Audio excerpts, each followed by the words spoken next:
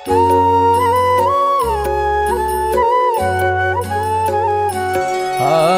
કહું નિરસને સહી જાના, સુણો રીત્ય તેની દઈ માના। એક પ્રભુ સાથે પ્રીત જોડી, બીજા જગત સહુ સાથે તોડી। પિંડ બ્રહ્માંડમાં નહીં પ્રીતા, 14 લોકમાંહી નહીં ચિતા। છે એની સ્નેહી જનની રીત્ય, પેખે પિંડને પહેલું અનિત્ય। આદિ અંતે મધ્યે જોઈ એહા, પછી કરે તનમાં સ્નેહા। પેખી પ્રસિદ્ધ પિંડના હાલ, પછી માને જો મનાય માલા। જ્યારે જુવે વિચારી આ પિંડ, દેખે નખ શિખાનારા કુંડા। પરુપાચને પિયા પ્રસિદ્ધ, વહેલીટ શેડા બહુવિધ। કફ થૂકને લાળ કહેવાયા, નિત્ય નિસરે તે મુખ માયા। બહુ બળખા આવે ઓકાર, દિશે દાંત હાડકાની હાર। મજ્જા મેદને માંસ રુધિરા, માળ મૂતરે ભર્યું શરીરા। હાડ પિંજર મળ્યું છે ચર્મે, માહી ભર્યો છે આતર કર્મે। ભર્યું રુધિર તે રાગે રાગે, વહે નરક તે નાવ મારાગે। નખ કેશમાં કઈ વસ્તુ ભલી, ભરી બેચે માથાની તુંબલી। સ્વેદ શુક્ર શલેષમ આમા, ગુંગા ગીડર આદિ અકામા। એવું પેખિયું પોતાનું પિંડ, ચોખ્ખું જાણ્યું ચમારનો કુંડ। પેખી પ્રકટ પિંડમાં એહા, સંતે સમજી મૂક્યો સ્નેહા। એના સંબંધી જે જગમાયા, તે સાથે કેમ સ્નેહ થાયા। જ્યાં જ્યાં ધાર્યો જીવે અવતાર, ત્યાં કર્યો કુટુંબ પરિવાર।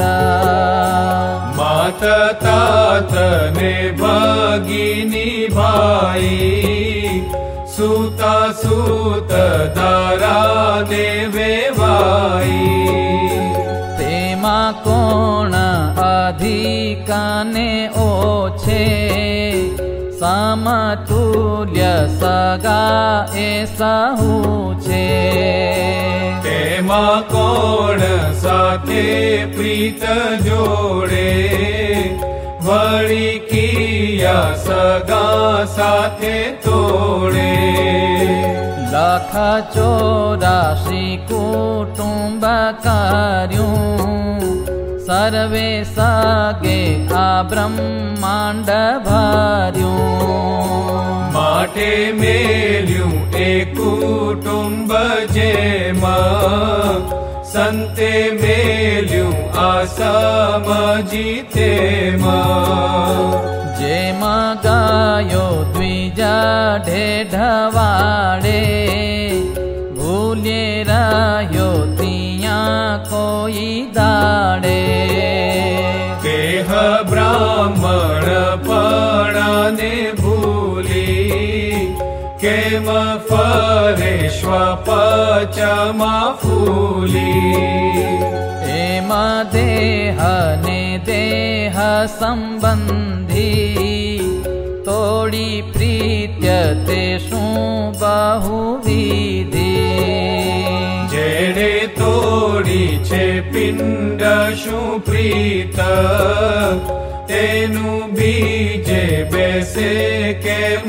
ચિત્ત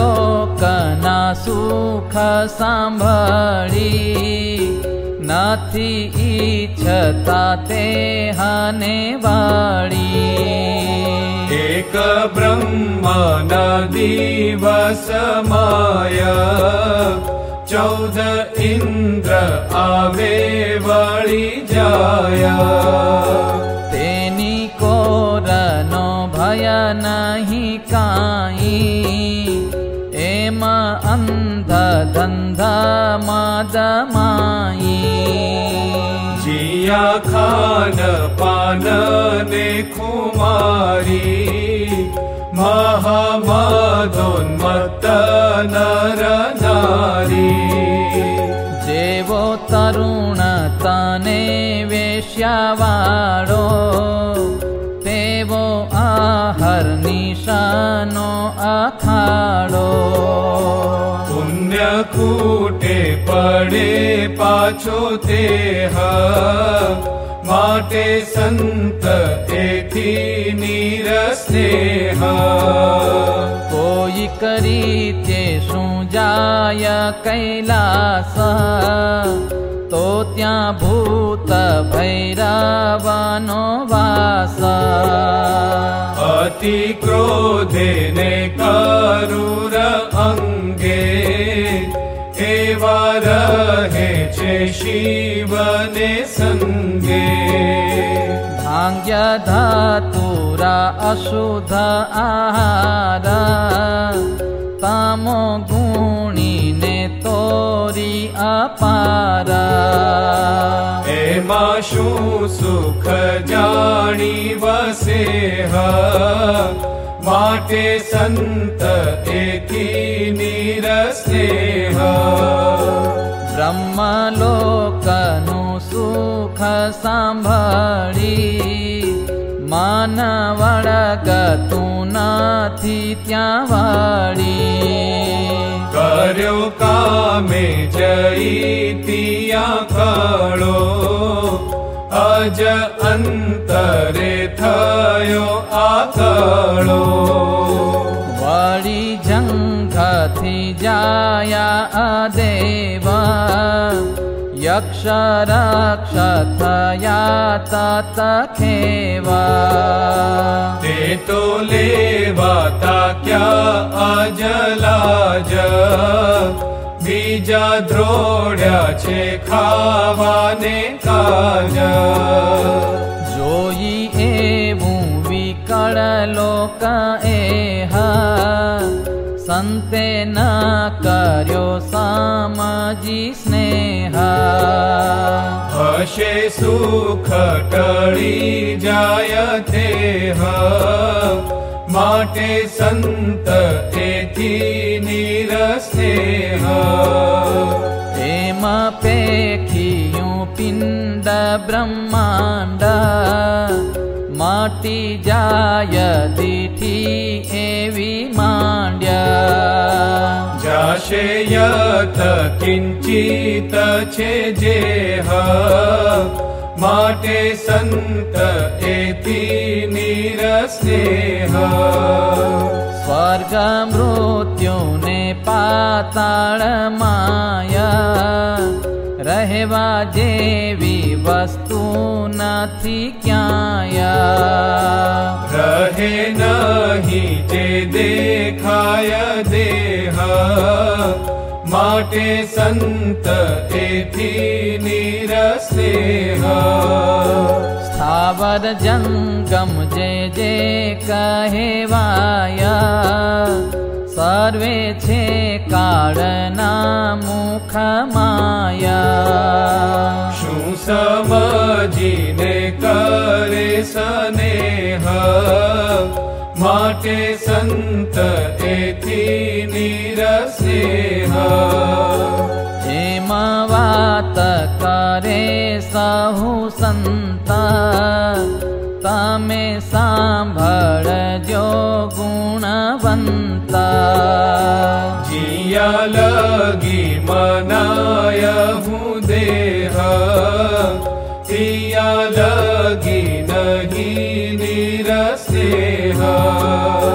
देह केड़े वळग्यो संसार पाप पुण्य वळी परिवार सुख दुख मान अपमान हर्ष शोक वृद्धि वळी ज्ञान एह सर्वे रया देहवासे देह मानता सर्वे मनासे ज्यारे थाय देह थी निस्प्रेह त्यारे तूटे सहु शू स्नेह ज्यारे मनाय आत्मा आप त्यारे जाय सर्वे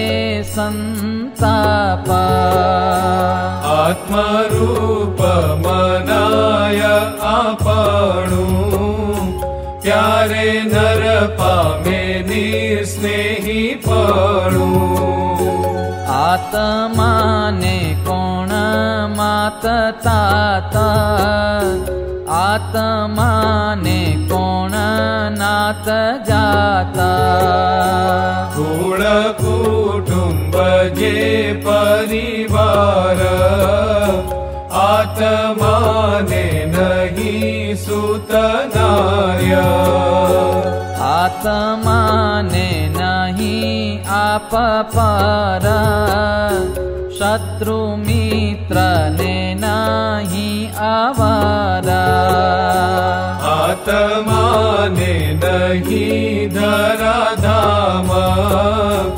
आत्माने नहीं देश गाम आत्माने नहीं धन मान आसन वसन भूषण रसाल माटे आत्मा आपे मनाय त्यारे सर्वे थी निस्नेह थाय आपे थाई आत्मा स्वरूप भजे प्रभु परमात्मा रूप राखे पुरुषोत्तम माही प्रीत बीजे बैसे नहीं किया चिता तेह भक्त थयो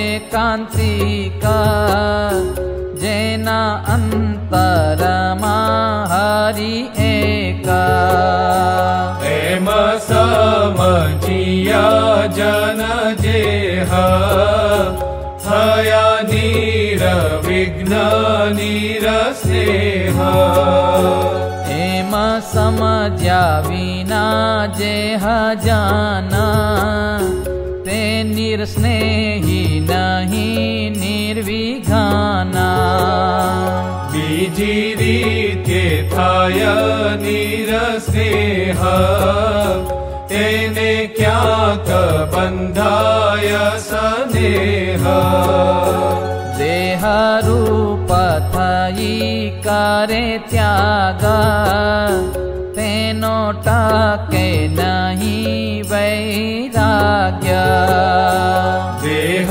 होय त्या देहानुकूल देह सर्वे स्नेहनुमूळ जेम माथेथी मोडता वृक्ष लागे पत्र तेने बीजा लक्ष ज्यारे मूळेथी वृक्ष छेदाय शाखा पत्र फूल फळ जाय तेम देहने न माने आप त्यारे जाय समूळो संताप एम समज्या संत सुजाण जेने मळ्या पुरुष पुराण थयो स्नेह श्यामळा संगे थયું બીજું અભાવ તું અંગે मन ढळी આવ્યું એ હઢાળે વળે નહીં પાછું કોઈ કાળે એમ કહીની સ્નેહીની રીત્યા सहजे राहे संता एम नित्या नथी तेनो ते थाप उत्थाप स्वामी सहजानंद प्रताप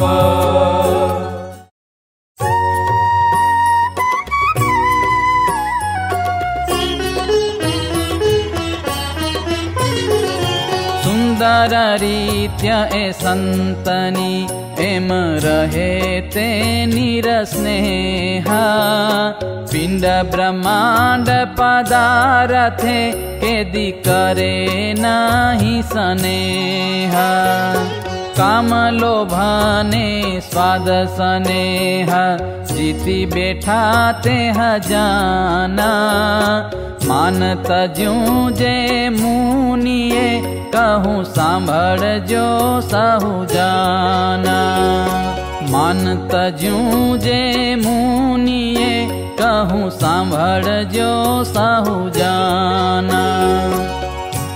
इति श्रीमदेकांतिक धर्म प्रवर्तक श्री सहजानंद स्वामी शिष्य निष्कुळानंद मुनि विरचिते भक्त चिंतामणि मध्ये निरस्नेही व्रतमान कहूँ ए नामे 109 प्रकरणम सहजानंद स्वामी महाराजनी जय।